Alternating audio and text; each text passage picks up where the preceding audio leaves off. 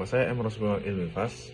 Sekarang saya berada di BPPBK Jatim, namun ditugaskan di Satker Pelaksanaan Prasarana Strategis, Ditjen Prasarana Strategis di Kementerian Pekerjaan Umum. Nah, tujuan besar dari prasarana strategis sendiri adalah menyelenggarakan infrastruktur strategis sebagai dukungan prasarana dalam bidang pendidikan, perekonomian, peribadatan, kesehatan, olahraga, dan sosial budaya.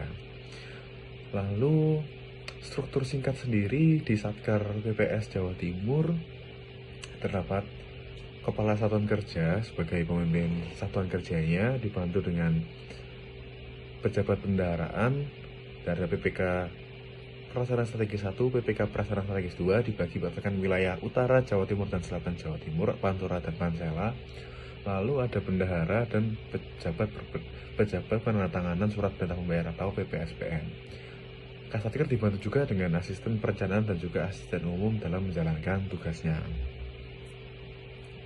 Lalu saya sempat berdiskusi dengan teman-teman bersama Bapak Kasatker, Bapak BPK mengenai tugas dan layanan di Satker PPS Jawa Timur.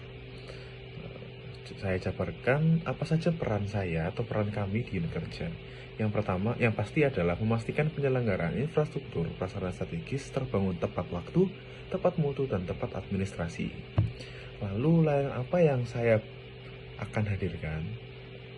Sebagai penata kelola penyataan lingkungan, yang pasti saya memastikan penerima manfaat dari infrastruktur prasarana strategis mendapat akses penyihatan lingkungan yang baik tentunya. Lalu, apa standar layanan yang harus dicapai? Yang pertama adalah akses sanitasi layak, akses air minum layak, dan tentunya pengelolaan persampahan yang tepat. Karena tiga hal tersebut merupakan hak dasar dari penerima manfaat. Lalu, bagaimana tugas Anda berkontribusi pada tujuan besar instansi tadi? Ya tugas saya bisa berkontribusi karena pada prasarana strategis tentunya perlu didukung dengan sarana prasarana penyihatan lingkungan untuk menunjang hak dasar dari pemanfaatnya. Misal sekolah rakyat dari sivitas akademikannya seperti siswa, guru, dan juga tenaga pendidik. Lalu untuk akses-akses lain seperti pasar, dan tentu butuh pengelolaan sampah yang baik. Lalu juga akses sosial budaya, perlu dukungan sanitasi yang baik untuk pengunjungnya. Nah, refleksi diri. Ciri Smart ASN apa yang saya sudah jalankan? Mungkin saya baru bisa menyebutkan 3. Yang pertama, kompetennya pasti saya menjalankan tugas dengan mengedepankan waktu, mutu, dan tempat administrasi, dan juga mengembangkan kemampuan analisis dan komunikasi visual untuk mendukung komunikasi dan pelaporan. Yang kedua, akuntabel. Yang pasti saya memastikan setiap proses pembangunan prasarana strategis dapat dipertanggungjawabkan secara teknis dan juga administratif. Lalu adaptif.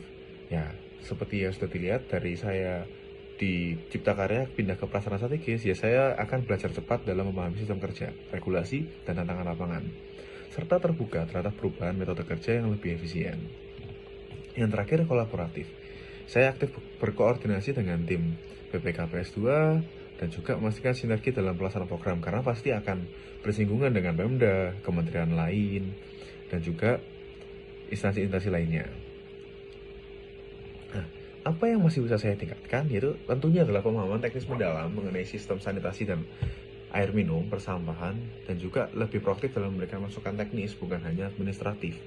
Dan tentunya mempelajari mengenai bangunan-bangunan gedung karena hal utama yang dibangun adalah bangunannya. Yang kedua adalah kemampuan digital, ya pasti agar lebih mudah dalam pengolahan data spasial dan juga visualisasi proyek, agar komunikasi kepada publik dan stakeholder menjadi lebih efektif dan menarik tentunya. Terakhir, hal sederhana yang mungkin bisa saya lakukan agar kinerja layanan lebih berdampak, ya saya akan coba menyusun catatan lapangan reflektif seperti journaling lah setiap bulan, berisi insight dari pelaksanaan proyek, tantangan, dan rekomendasi perbaikan. Hal ini bisa menjadi bahan pembelajaran internal dan penguatan budaya kerja berbasis nilai, sehingga kesalahan-kesalahan terjadi tidak akan terulang dan kita bisa melihat apa jika terjadi masalah lagi, apa yang bisa kita lakukan.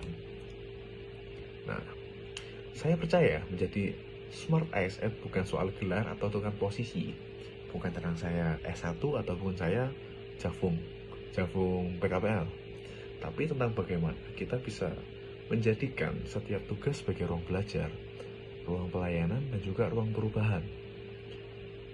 Di Kementerian PU, saya berkomitmen untuk terus bertumbuh, berkontribusi, dan menjaga nilai-nilai ASN dalam setiap langkah saya.